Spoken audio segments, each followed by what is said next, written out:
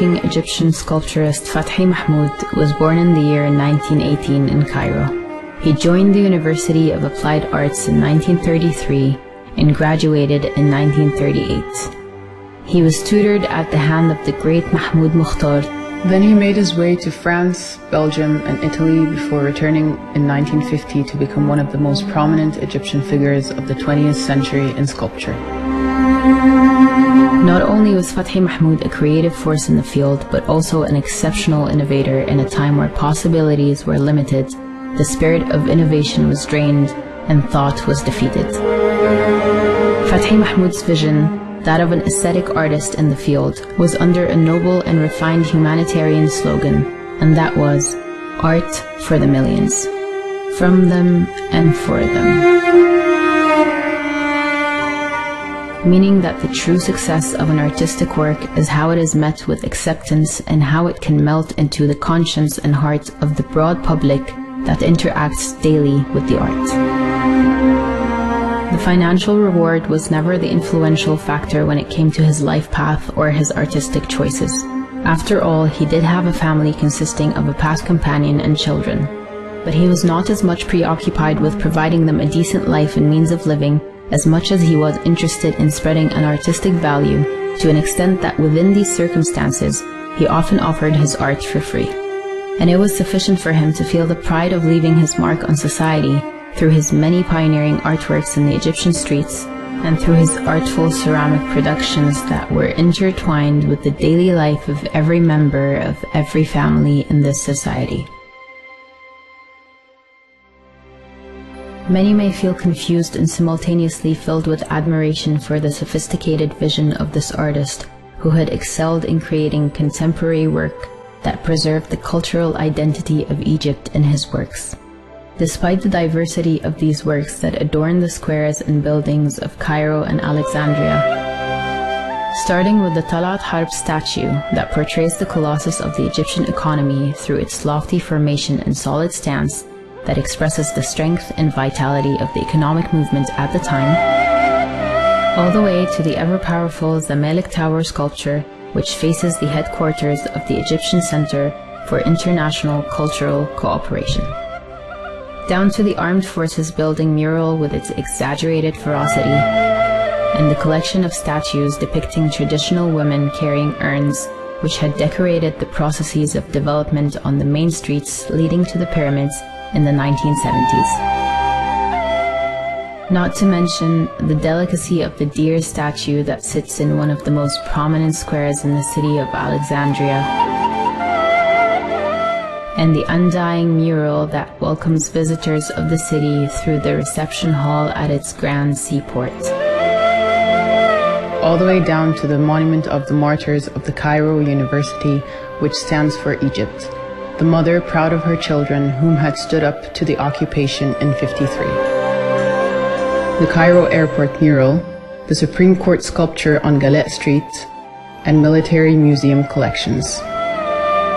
And finally, the statue of the mermaid, a totem that stands for the city of Alexandria, inspired by Venus, the goddess of beauty who came alive from the sea, embraced by the waves. The statue sits in front of the huge cosmopolitan landmark that is the Biblioteca Alexandrina. They all come together on a single level where contemporary thought is able to stay up to pace with the global trends of that time on the one hand, and on the other is able to also preserve the beloved immortal spirit of ancient Egyptian civilization, ingrained and deeply rooted in history. فتحى Mahmoud did not suffice with the popular success he had achieved in the world of sculpture, but he went on to establish the Furniture of a Lifetime factory in 1961 to contribute through his avant-garde vision to designing home furniture that is compatible with the visions of the youth and so meets their contemporary needs within a reasonable economic framework. He had also very daringly entered the world of architecture and urban development with his project Eden Rock, which had preceded its time. Through this, he had hoped to establish a serviced complex as well as modernized residential buildings, providing all the required residential services, given the distinctive crisp weather in the western suburbs of King Mariut and Alexandria. Then came praise for the political leadership of the great artist, following the establishment and development of the first Egyptian factory for ceramic, faience, and porcelain productions in Shubra in Old Cairo between the years 1942 and 1962.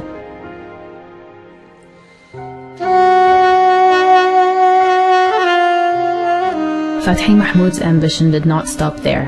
His vision went on to develop the concept of the little factory in Shubra. He had purchased land in the Mirgham area in Alexandria where he would establish this new factory. And indeed he turned to several sources in order to purchase several high-tech machines and modern furnaces as an important step in his career to develop a factory that is larger, broader, and has more potential and capacity than the limited Shubra factory. Along the length of his career, فتحى Mahmoud had acquired 23 first prizes for his art, including a silver medal at the 1958 Brussels Expo in Belgium. However, his sudden passing on the 16th of June 1982 represented a hiatus in what was a rather bustling career for this pioneering artist.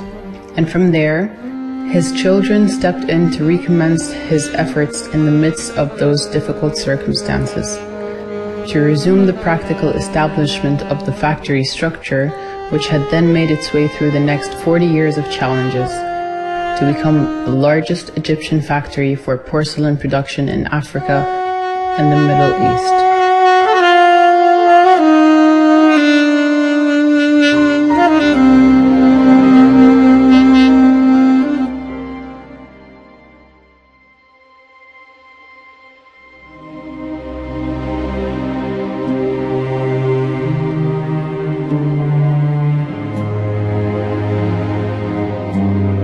The initial steps for re-establishing the porcelain factory in its new location in Alexandria were not very simple in the light of the circumstances that followed the death of its ideator, the weight of the outstanding debts, and the dire situation regarding the condition of the machinery and furnaces that were openly stowed in the new location. طبعا حدثت الوفاة وكان الموقف متأزم جدا يعني. كان الموقف شديد الصعوبة ماديا يعني. الآلات والمعدات كانت مرمية في الشارع تقريبا. في الملاحات كانت ساعتها ملاحات مرمية. يعني عملية كانت طبعا شبه مستحيلة والكل تقريبا الكل كانوا بيقولوا ان الموضوع شبه منتهي او ميؤوس منه. لكن كان في نوع بقى من التحدي ان يعني التضحية اللي اتعملت دي كلها منه ما تكونش يعني بلا مردود. فحصل نوع من مشوار جامد يعني من الكفاح او النضال او التحدي. وطبعا في النهاية كلها ربنا اللي يعني قدر ان المصنع يقوم ويتحرك يعني ويبتدي يعني. And then the journey of finding a stance in the expansive global porcelain market and finding a foothold in the world of export was not simple either. Amidst the serious competition posed by global manufacturers and masters of production who had possessed advanced and cutting-edge technologies, these positions and market shares could barely be approached or disputed. However, the challenge had to be accepted.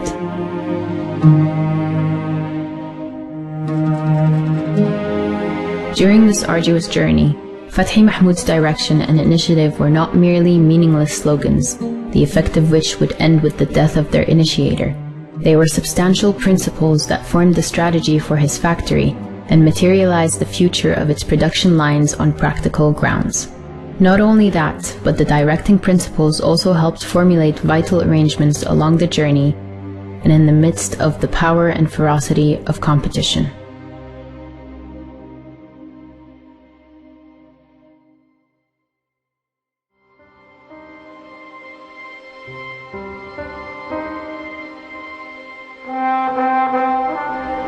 Through the management's maintenance of a passion for continuous and consistent technical development, along with its eagerness to stay up to date with everything up and coming in this industry, the FM brand had become to its clientele not just a memento for powerful productions, precise manufacturing, a high-end artistic allure, and a superior export force, but it has also come to represent a deep humane dimension, an emotional connection passed on through the generations, a recognition for significant and salient values, and beautiful collectibles for families to cherish over the course of time.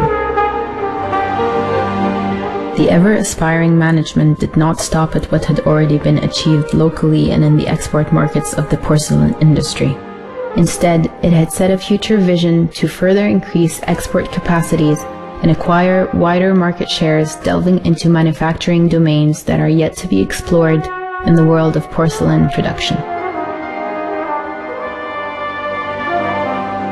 Despite the management's massive investment in developing this industry, they, along with the entire work team, had not lost sight of فتحى Mahmoud's noble and humane vision, his assured desire to elevate the impact of ceramic productions on the life of its customers, and the continuation and the passing of art, love, values, and emotions through the generations to come. That sublime human vision that diffused all difficulties and transcended the limitation of time to last for an eternity. Through his beloved and immortal words, which he had carried throughout his artistic journey, lasting in thought and brief in time, art for the millions, from them and for them. فأنا كان المبدأ بتاعي والطموح إن يبقى اسم فتحى محمود موجود دايما يعني.